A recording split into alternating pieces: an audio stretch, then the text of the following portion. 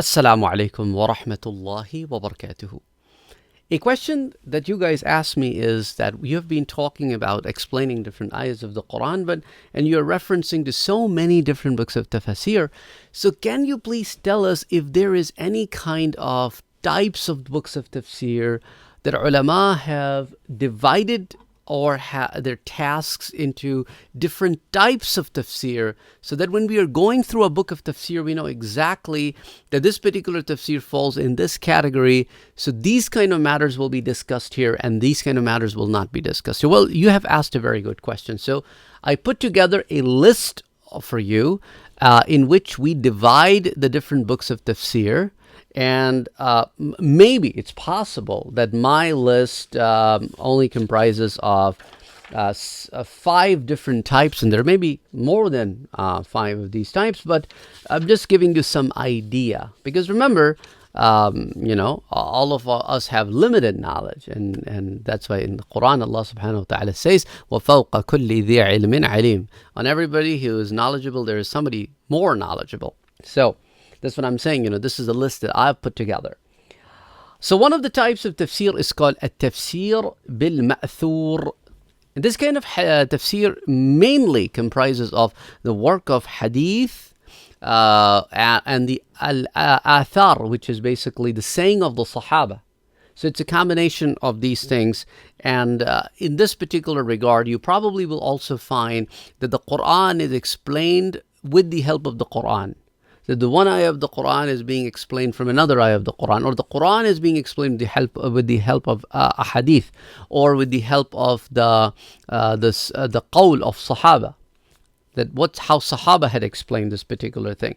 These kind of tafsir, I'll give you some of the list of the tafsir that fall under this category of tafsir bil-ma'thur, which is Imam Abdul Razak bin Hammam's tafsir, who passed away in 211 Hijrah, and Tafsir Abd ibn Humayd, who passed away in 249 Hijrah, Tafsir ibn Jarir al-Tabri, who passed away in 310 Hijrah, and Tafsir Imam Abi Bakr bin al-Mundhar, who passed away in 318 Hijrah. Tafsir Imam Ibn Abi Hatim, or Tafsir Ibn Abi Hatim, is also another tafsir who passed away in 327 Hijrah.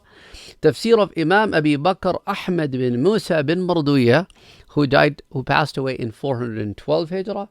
Tafsir Imam Abdul Rahman ibn Jawzi, who passed away in 597 Hijrah. And Ibn Kathir, who is Hafiz Ismail Ibn Kathir, his tafsir by the name of Tafsir Ibn Kathir, who passed away in 774 Hijrah. And also Imam Suyuti's famous tafsir that I've quoted several times with you, Durr al-Manthur, and that is Imam Suyuti, who passed away in 911 Hijrah. These are all the tafsir which are regarded as tafsir bil-ma'thur. The second category is tafsir bil-lugha. Lugha is the dictionary, like looking at the word of the Quran, then going in the dictionary and finding how Arabs use this particular word in context of sentences, and from there deriving the meaning of, how this word is used in this sentence or this verse of the Quran, and then coming to some kind of conclusions. Or if there are multiple pronunciations of the same word, then look at the definition of each one of those translations and pronunciations. Like Maliki Yawmiddin and Maliki Yawmiddin, there are 2 different recitations. Is there any difference between the 2? How Arabs used it? Which Arabs used it? How was it used? How did they understand the meaning of it? Now, putting that in this context, does that changes anything?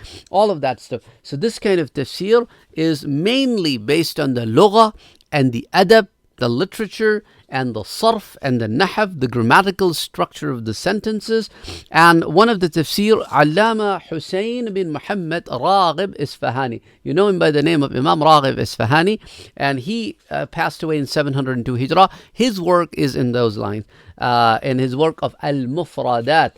And similarly, Allama Nizamuddin Nishaburi, or Nishapuri. Nishaburi is in Arabic, and Nishapuri is actually the name, because in Arabic we do not have the pa, so it's replaced with b. So Nishapuri or Nishaburi died 728 Hijrah. And then similarly, his tafsir Gharaib al-Quran ورغائب الفرقان. That's his work. علامة نظام الدين Nishapuri's work. غرائب القرآن ورغائب الفرقان. And then علامة زمخشري, who passed away in 538 Hijrah. His Tafsir Kashaf also falls in this category. And also Imam Abu al-Hayyan al-Andalusi, who passed away 745 Hijrah. His Tafsir al-Bahr al-Muhit also falls in this category. Now moving on the third tafsir category, which is called التفسير بالمعقولات. This kind of tafsir is usually done in the light of mantiq, logic, and falsafa or philosophy, and logical explanation of things. So, like Imam Fakhruddin Razi, who passed away in 504 Hijrah, his tafsir work has those elements in it, which is tafsir Mafatih al-Ghayb المعروف بتفسير كبير. تفسير الكبير, the name that Imam Fakhruddin Razi gave to his work of tafsir is تفسير مفاتح الغيب. And then fourth category of tafsir is called التفسير في الفقهيات. And this is the kind of tafsir that is written with the context that for each ayah the author will be explaining the jurisprudence, the matters of fiqh in this ayah.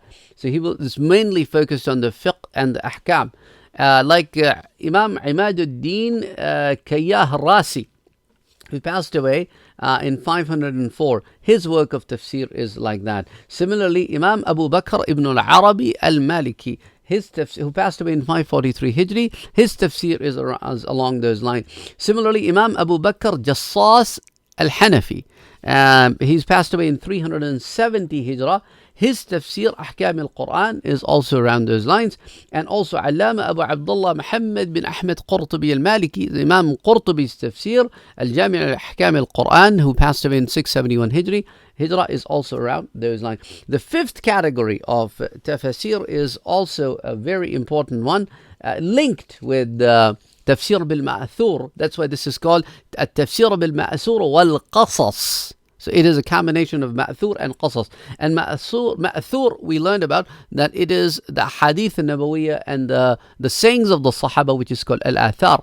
So it's a combination of that, hadith al-nabawiyya wa aqwal al-sahaba, and al-tabi'een also, which you find at some of the books of tafsir, in tafsir bil-ma'thur, they're mainly dependent on the sahaba, but some also include the tabi'een, the students of the sahaba. So that's also here mentioned, and there are in big number. And also on top of that, these kind of tafasir also includes stories of the people who passed away before us.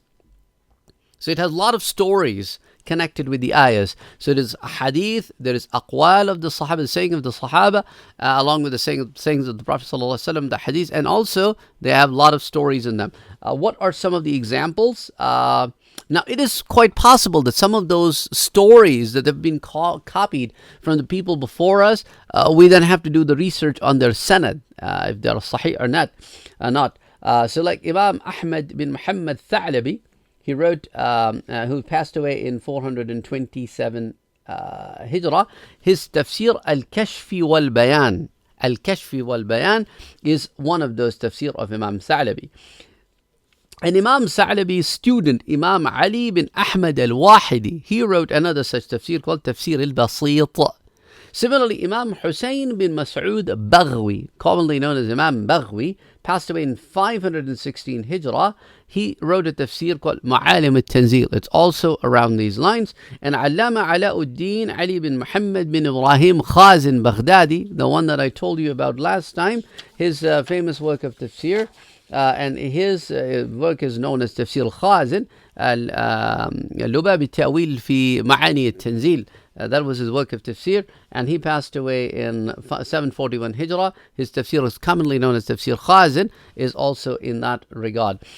So for example, let me give you a brief story to help you understand what could be some of the stories that could be included in the books, and then we need to check. For example, there was a very famous religious person by the name of Asma'i. He's also regarded as one of the poets during the earlier Islamic period, during the Abbasid Caliphate time frame. A story is attributed to him Some people say that this happened, and some people say that this story is attributed to him, but it not really is him, because as we talk about the story and we talk about the literature and the work in the story, you will come to realize, anybody with linguistics, those people who deny this, say that anybody with linguistic background will come to know that this can't be his work. The story goes like this, that there was an Abbasi Khalifa by the name of Abu Ja'far al-Mansur. What he did, he had an extremely brilliant mind. The story goes like this, that if he hears something once, he would memorize it. And he had two of his slaves. One, if he hears something twice, would memorize it. And another one, if he hears something or she hears it 3 times, would memorize it. Something like that. And then what he did was he said, okay, it's an open challenge to all the poets in my kingdom, that I want you to come and recite your poetry in front of me.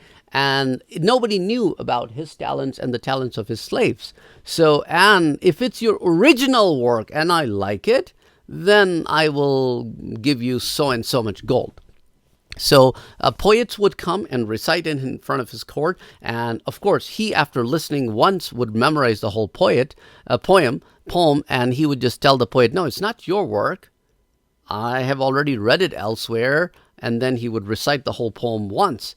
And since the poet recited it once and he recited it once, and he would make his 2 slaves sit behind the wall, and he would call one of them over and said, okay, have you not heard so-and-so poem before? Because that slave heard it twice already, would say, oh yeah, of course I've heard it, and would say it again, the whole thing. And another slave who could memorize stuff by hearing it 3 times has now heard it 3 times, and he would ask the other slave, now you tell the story, and he'll be like, oh, okay, yeah, you tell the poem, and he would be like, oh yeah, I heard it too, and then he would say the poem too. So as a result, the poets would get embarrassed in his court.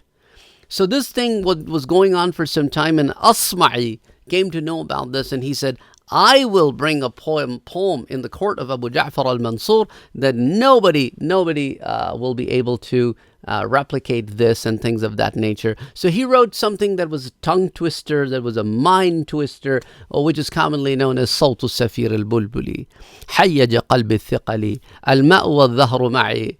And then it goes like that, and it has words like أنت يا سيد لي وسيدي ومولى لي فكم تيملي غزيل العقيق لي في وسط بستان حلي والعود دندن لي والطبل طبطب لي طبطبي طبطبي طبطبي طبطب لي وسق فسق سقسق لي والرقص قطاب لي شوى وشاوش على عقرون عرنجلي. And it just like goes like this, ولي يا ويل لي فقلت لا تولولي وبين اللؤلؤ لي. It has words like, it's hard to memorize and grab your head around it just by hearing it once or twice or thrice. So and then when he was done reciting this poem, the king looked perplexed. He was lost. He was like, what's going on? He was like, oh, I've never heard this before, because he couldn't memorize. He couldn't grasp his head around these twisting words. And since he refused it,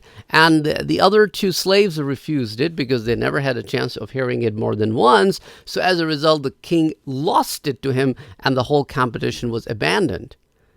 So this story is being told in so many Arab sittings. You know, Arab. If you're an Arab listening to you might be familiar with this, and you might have heard about this. صوت السفير البلبلي بأسمعي. Some people have picturized it as well. You can find it in places on YouTube.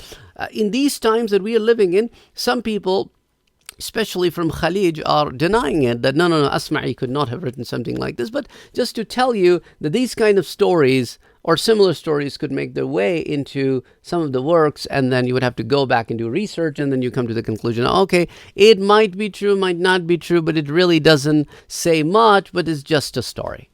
So I hope that helped you understand this thing. Till next time, inshallah, assalamu alaikum.